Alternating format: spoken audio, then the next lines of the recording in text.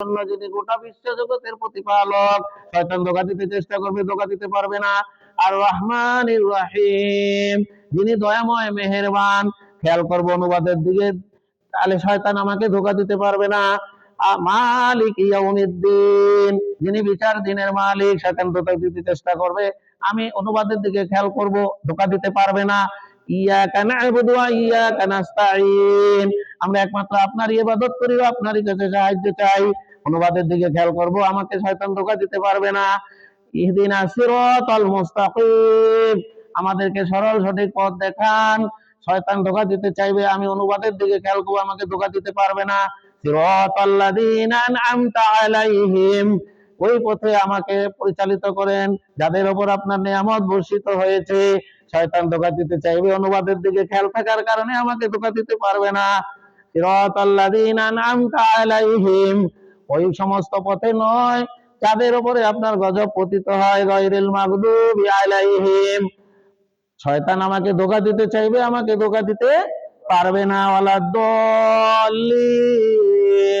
আর না তাদের পথে যারা পথভ্রষ্ট হইয়া গেছে। শয়তান ধোঁকা দিতে চাইবে, কিন্তু ধোঁকা দিতে কারণ কি? ওই যে আমি আরবি পড়তেছি নিজে, অথবা পড়তেছি ইমাম সাহেব, আমি খেয়াল করতেছি অর্থের দিকে, ফলে আমার মনটাকে আমি নামাজের মধ্যে আটকে রেখেছি। শয়তান ধোঁকা দিতে চাইবে, কিন্তু ধোঁকা দিতে। সম্মানিত ভাইয়েরা, এই যে সূরা ফাতিহার এতটুকু অংশ 2-1 মিনিট আমরা শুনলাম, বললাম, একটা ধ্যানের মধ্যে ছিলাম না? বলেন তো, একটা কেমন ধ্যানের মধ্যে ছিলাম না?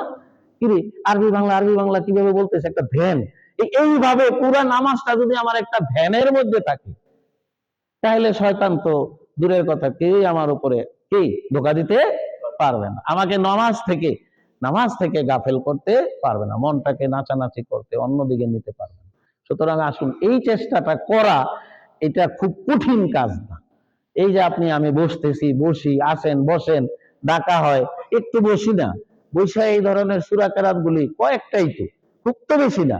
আর আমাদের কথাগুলি সব তো কমন কথা, একই ধরনের কথাই দিয়ে আমরা নামাজ পড়ি, ঠিক না? বেশিরভাগ তাসবিহ তাহলিল গুলা, এগুলো আমরা ট্রাই তো করি, কি এমন সময় আর কষ্ট বা কঠিন? মোটেই না। অথচ এগুলোই আমাদেরকে শয়তান ধোঁকা দিয়া রাখছে। না, দরকার নাই, নামাজ পড়তেছিস না, পড়তেছিস তো, তোর নিয়ত ঠিক, তোর ইমান ঠিক, তাহলে তোর সবই ঠিক। এইগুলা বলবই হুজুররা, এগুলা বলাই তো হ্যাঁ চাকরি। আসলে কি তাই? হুজুররা বা যারা জানে, তাদের উচিত হয়েছে না জানাওয়ালাদেরকে জানানো যে আল্লাহরই হুকুম, রাসূলেরই তরিকা। সেই জায়গায় যদি আপনি তাদেরকে অবহেলা করে, তাদের ডাকে সাড়া না দিয়ে নিজেকে না জানার জগতেই রেখে দিতে চান, তাহলে তো আপনি কোরআনের সেই আয়াতটাকেই অমান্য করলেন। সূরা আল জুমারের 9 নম্বর আয়াত, যে কুল হাল ইয়াস্তাউিল্লাযীনা ইয়ালামুনা ওয়াল্লাযীনা লা ইয়ালামুন, বলো তো তোমরাই, যে বা যারা জানে আর যে বা যারা জানে না, তারা দুই দল কি সমান হতে পারে? কখনোই না। যার চক্ষু দিয়ে আছে দেখে, আর যে অন্ধ দেখে না, দুইজন কি সমান হতে পারে? তাহলে আমরা উত্তর দেব কি না। তাহলে আপনি জানাটা অত্যন্ত জরুরি, ফরজ। এই জন্য আসুন আমরা এরকম ভাবে যে মাধ্যম পাইয়া এই জানাগুলিকে আয়ত্ত করে ফেলাই। কখন কার মৃত্যুর ডাক এসে যাবে কেউই আমরা জানি না।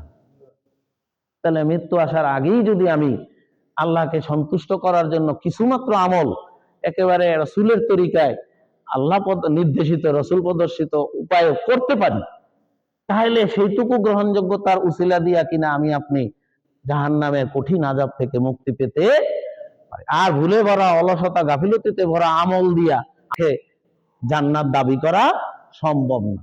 যেমন জাল টাকা দিয়া কেউ কিছু বিনিময় নিয়ে আসতে পারে? তিনি কি সহজে তাকে ছেড়ে দেবেন? তা আমাদের আমলগুলি যদি হয় জাল, ভুল, সেইটা দিয়ে তো আমরা জান্নাতের বিনিময় পাবো না। তেমনি করে জাল টাকা দিয়ে কোনো বিনিময় সদাই আপনি কিনতে পারবো না। তাহলে কি, যেই আমলের উপরে আল্লাহর নির্দেশ নাই, রাসূলের স্বাক্ষর নাই, সেই আমলগুলি তো আমার মতো হচ্ছে সমাজের বা অনেকের দেখা দেখি হচ্ছে, সেই আমল দিয়া তো আমি আপনি আল্লাহ এবং রাসূলের কাছে গিয়ে নিজেকে পরিবেশন করতে পারবো না। আল্লাহ আমাদেরকে এই সাধারণ বুঝটা তো দিছে নাকি?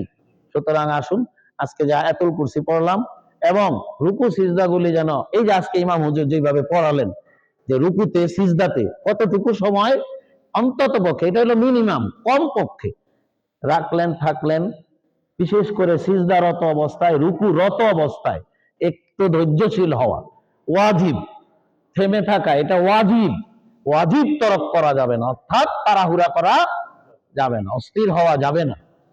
এইভাবে যদি আমি আপনি রুকু সিজদাগুলি দিতে পারি, আজকে এই নামাজে ইমাম হুজুর যেভাবে আমাদেরকে পরিচালনা করালেন, দেখালেন, একা একা যখন আমি নামাজগুলি পড়ব ওইভাবেই যেন পড়ি, এর বেশি তাড়াহুড়া যেন না করি, তাহলে সম্ভব এই রুকু সিজদা আমার কি মুক্তির সোপান হবে, এগুলা গ্রহণযোগ্য হবে।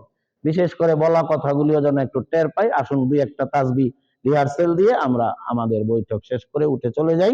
সবাই কর্মজীবনে ব্যস্ত, যায় যা কাজে গিয়ে যোগ দিতে হবে। আমরা আল্লাহু আকবার, আল্লাহই সবচেয়ে বড়, আল্লাহু আকবার, আল্লাহই মহান। রুকুতে গিয়ে যে তাসবিহ সুবহানা রাব্বিয়াল আযীম, সুবহানা রাব্বিয়াল আযীম, আমি আমার মহান রবের পবিত্রতা ঘোষণা করছি। আমরা যেন সুবহানা রাব্বি আল আযীম না বলি, আল কিন্তু মারাত্মক ভুল, সুবহানা রাব্বি ইয়াল আযীম, সুবহানা রাব্বি ইয়াল আযীম যেন বলি। এরপরে মাথা উঠানোর সময় কি বলি? সামি আল্লাহু লিমান হামিদা, সামি আল্লাহু লিমান হামিদা, আল্লাহ শোনেন যে ব্যক্তি তার প্রশংসা করে। কখনো যেন আমার মুখ দিয়ে এরকম না বাইরে সামি আল্লাহ হুলিমান হামিদা, হুলিমান শব্দ নাই, সামি আল্লাহু লিমান হামিদা, সামি আল্লাহু লিমান হামিদা, আল্লাহ শোনেন।